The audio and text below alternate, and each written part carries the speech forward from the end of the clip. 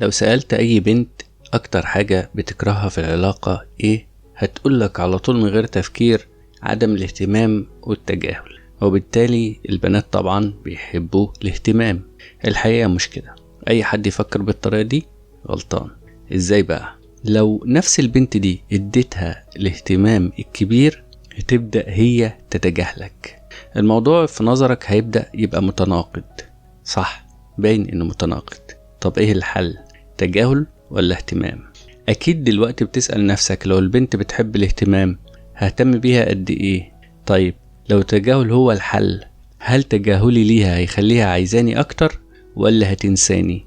النهاردة في الفيديو ده هنتكلم عن السر النفسي ورا التجاهل وإزاي تتقنه وتعمله بشكل صح. الخبراء النفسيين المتخصصين في العلاقات الإنسانية والتواصل بعد كل التجارب العلمية والعملية اللي عدوا بيها في حياتهم وفي علاقاتهم مع المحيطين بيهم وملاحظتهم لسلوكياتهم، هيحطوا بين ايدينا النهاردة السر النفسي ورا التجاهل، وليه البنات بتحب اللي بيتجاهلها اكتر من اللي بيهتم بيها، وليه بيتجاهلوا اللي بيهتم بيهم ويهتموا باللي بيتجاهلهم. ازاي تتجاهل وامتى تهتم؟ اول حاجة بيخاف منها الراجل لما يجي يتجاهل، انه خايف من انه ما يبقاش على اتصال بحبيبته طول الوقت لانها هتنساه لو ما عملش كده. لما تسأله ليه بيتصل بيها دايما وتبعت لها رسائل طول الوقت وتطلب منها الخروج، هيقول انه بيعمل ده خوفا من نسيانها ليه.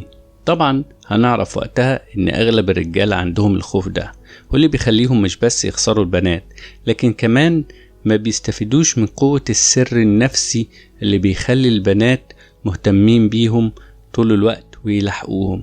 من الحاجات اللي بقولها لأي حد بيعاني من نفس المشكلة وبيقول لي انه لو مردش على اتصالاتها او مثلا رسائلها هيحس بالتوتر ومش هيقدر يستنى ما يردش مثلا، فاسأله سؤال بسيط جدا: لما البنت بتعمل كده معاك هل ده بيخليك ترغب فيها اكتر ولا تكرهها؟ يعني بعد ما تبعت لك وترد عليها وبعدين تبعت لها وتستنى لبكرة عشان ترد عليك، هل بتنساها في الوقت ده للأبد ولا بتفضل ماسك تليفونك مستني ردها؟ لما تلغي ميعاد معاك في اللحظة الأخيرة هل ده بيزود تعلقك بيها ولا العكس؟ عارف انه غير منطقي، ولكنها سيكولوجيا الجذب. يعني لما الشيء يكون مش مضمون او متاح طبيعتنا النفسية بتقول اننا عايزينه اكتر. عشان كده هعرض لك 4 اسباب توضح لك ليه التجاهل مهم وازاي تعمله بالظبط. لكن قبل ده، ايه اللي بنقصده بالتجاهل؟ التجاهل مش بس عدم ارسال رسائل ليها او الاتصال بيها، هو اكتر من كده، هو عدم الاحساس بالاستعجال والضغط للرد فور مراسلتها ليك او التسرع للتحدث اليها بمجرد رؤيتها، سواء كانت بتشتغل او بتدرس معاك او ساكنة جنبك مثلا. التجاهل هو القدرة على التحكم في التصرفات والمشاعر تجاهها.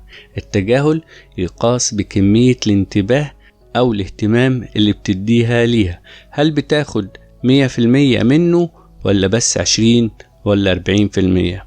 هل بتتسرع في التحدث معها عند رؤيتها او بتمر عليها كأنك مش شايفها؟ التجاهل هو القدرة على حجب وتجميد الانتباه تجاه شخص ما. ودلوقتي نقول 4 أسباب اللي بتخلي التجاهل شيء مهم جدا. أولا، التحقق والإرسال باستمرار دون الحاجة. ده السبب الأول في تجاهلها ليك، استمرارك في إنك تبعت لها رسائل طول الوقت من غير حاجة، من غير سبب، كأنك بتقول لها هاي أنا هنا ما تنسنيش. ده اللي بتعمله صح؟ عارف إنك بتعمل كده وأغلب الناس بتعمل كده. مفيش داعي إنك تعمل ده من النهاردة. ابدأ من النهاردة، ما تبعت لهاش رسائل بدون سبب عشان تطمن إنها لسه هناك أو لسه فاكراك أو تفكرها بيك. النساء شديدة الذكاء في الموضوع ده وبيعرفوا إنك بتبعت طول الوقت بس عشان تطمن. يمكن حد يقول طيب مش المفروض إني أجاوبها على طول؟ أتعامل معها إزاي؟ هنا أقولك المشكلة في الإرسال والرد فورا، يعني إنك ترد عليها بسرعة طول الوقت. ده بيخليك متاح ومتوفر.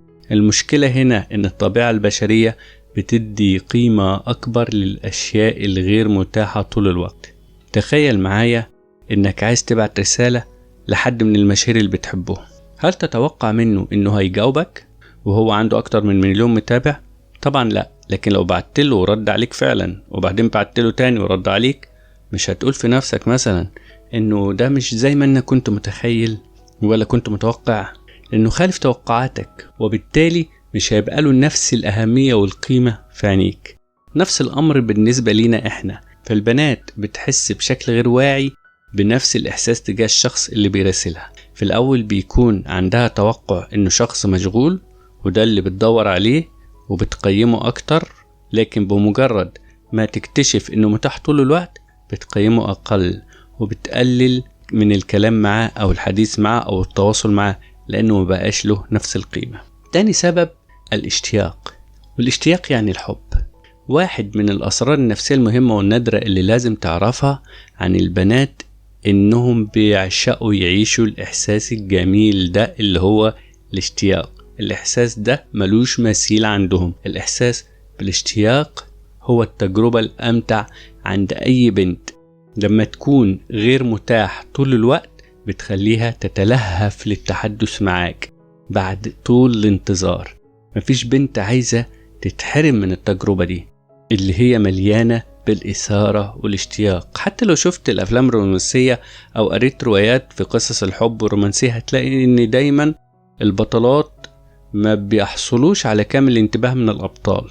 هما دايما بينتظروا اللحظة اللي يلتقوا فيها بالبطل لأنه مشغول دايما ومش متاح. لو كنت بتقول إنك عايز تكون على طبيعتك وتتعامل زي ما بتتعامل مع أغلب الرجالة، دايما بتبعت لهم وبتكلمهم، اعرف إنك مش هتحصل على انتباه وحب البنت أبدا، لأن التجاهل له قوة. خليها تشتاق للكلام معاك، خليها تنتظرك عشان الانتباه يبقى له قيمة. خلي انتباهك عملة غالية ما يحصلش عليه إلا الأغلى منه. ثالث حاجة أو ثالثا هي التحدي الذهني والمعنوي.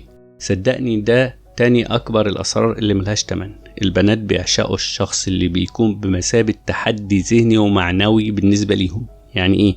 يعني ببساطة مش لازم يكون من السهل اكتشافك هل هو بيحبني ولا لا، هل هو مهتم بيا ولا لا، طب بيحبني قد ايه، هل بيشوف الناس التانيين زيي ولا لا، ازاي اتعامل مع الراجل ده، هل ممكن احصل على كامل انتباهه واهتمامه. ده هو التحدي بالنسبة للبنات. لازم تخليها محتارة فيك وتبذل مجهود لجذب انتباهك وفهمك. البنات بتحب الراجل اللي بيكون بمثابة تحدي ليهم. بتحب لما تروح البيت أو تنهي المكالمة معاه تبدأ في تحليل تصرفاته وسلوكياته مع نفسها ومع صاحبتها. لو فقدت العنصر ده هتفقد اهتمامها. رابع حاجة السلوك البارد والساخن. دلوقتي بقى هقولك سر كبير من أسرار التميز في العلاقات وكسب قلوب البنات. خليني أبدأ لك بمثال علمي. كلنا عارفين القمار. ليه القمار يعتبر من أسرع وأكثر الحاجات إدمانا؟ طبعا لأن نتائجه دايما غير متوقعة، واللي بيفرز هرمون الاندروفين في الجسم، ولما تظهر النتيجة سواء بالخسارة أو الربح بيحصل إفراز للهرمون ده، وده بيخليك تدمن القمار، وده بيولد الرغبة في تجربة نفس الشعور تاني كل مرة. نفس الشيء بالنسبة للعلاقات مع البنات.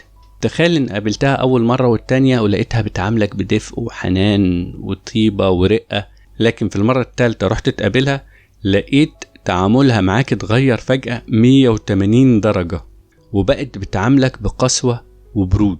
هيكون شعورك اللحظة دي ايه؟ طبعا هتندهش وكمان مش هيعجبك الموضوع، ولكن بشكل غير واعي ده هيخليك تشتاق لسلوكها الاولاني معاك. يعني تبقى مستني المرة اللي تعاملك فيها بنفس الرقة والعطف والحنان اللي كانت بتعاملك بيهم الأول، وبالتالي التغير المفاجئ في سلوكها ده بيخليك تحتار في تصرفاتها وحالاتها المزاجية، لأنك كل مرة ما تعرفش هتلاقيها بتعاملك إزاي. ده هيخليك تدمن التعامل معاها مع الوقت ويخلق عندك متعة خاصة تتمثل في الاختلاف والتغيير المستمر. كل مرة تعملها ببرود هتشتاق وتتمنى تعملها المعاملة الدافية أو الساخنة لما كنت بتعملها بلطف وحنان. هيجي حد يقول إن التعامل البارد معاها ممكن يخليها تنفر منك وبالتالي تفقد اهتمامها بيك. التعامل البارد بشكل دائم ممكن يخليها تفكر إنك مش مهتم بيها، أو إنك تعرفت على بنت تانية أو حاجة زي كده. كل ده محتمل. عشان كده لازم توازن في التعامل. تعملها ببرود، لكن أول ما تحس إنه لازم تغير التعامل ده غيره على طول وارجع عاملها المعاملة الدافية اللي كانت مستنياها. ده السر، ده واحد من أسرار فن التجاهل اللي بيخليك تبان جذاب في عيون البنات بشكل كبير.